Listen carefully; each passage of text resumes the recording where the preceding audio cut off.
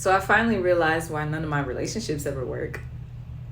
So honestly, this one's gonna be for my astrology baddies. And if that's not your thing, that's fine. But I promise, like, it does. It is worth taking a look at your chart, especially if you're consistently dealing with similar issues in a specific area of your life. But I digress. So I don't know why it never occurred to me in the first place. Like, I've taken a look at my chart on several occasions. I've tried to, I'm still learning my chart, and when it comes to astrology, I'm not the most like well versed individual out there, but I know enough to get by, right? So, can we talk about the placement of having Saturn in the seventh house, please? Because that's where mine is. Yeah. Not to mention, it's also ruled by Aquarius. And everyone that knows that Saturn rules Aquarius.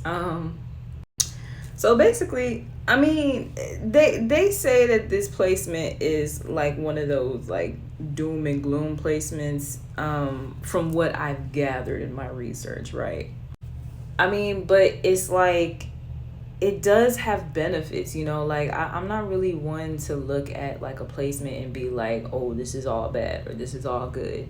I mean, there's always some type of like negative and positive reinforcement to a specific placement, correct?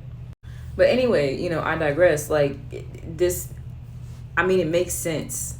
It makes sense as to why any relationship, especially major ones, have gone the way that they've gone, because it requires me to learn some serious lessons about myself.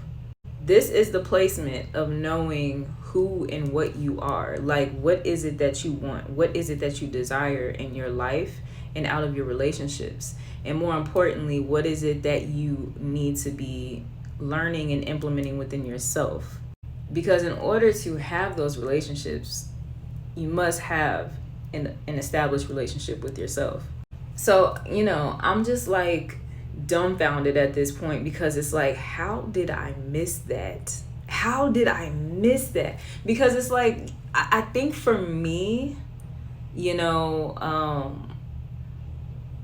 for somebody who literally just got out of their Saturn return in March, but for Saturn to end up in Pisces, like, because I'm a Pisces, I'm a stellium, okay? So it's like, it kind of feels like I never left that motherfucker. You know what I'm saying? But, it makes sense. And it's kind of sad at the same time. But it's like bittersweet for me, because it's like, okay, I get it. I see. I need to, I already knew I needed to work on some things within myself and like continue that road to recovery. But it's like, it just kind of like confirmed some things for me, some suspicions that I had, regarding my chart and how my relationships tend to navigate. So it's like, if you have this placement, I mean, it doesn't mean that like a good relationship with somebody else is denied. It just, they say that Saturn means that there's some delays. So like, like it's not that you are denied marriage or anything like that. So I'm not looking at it from that perspective, honestly.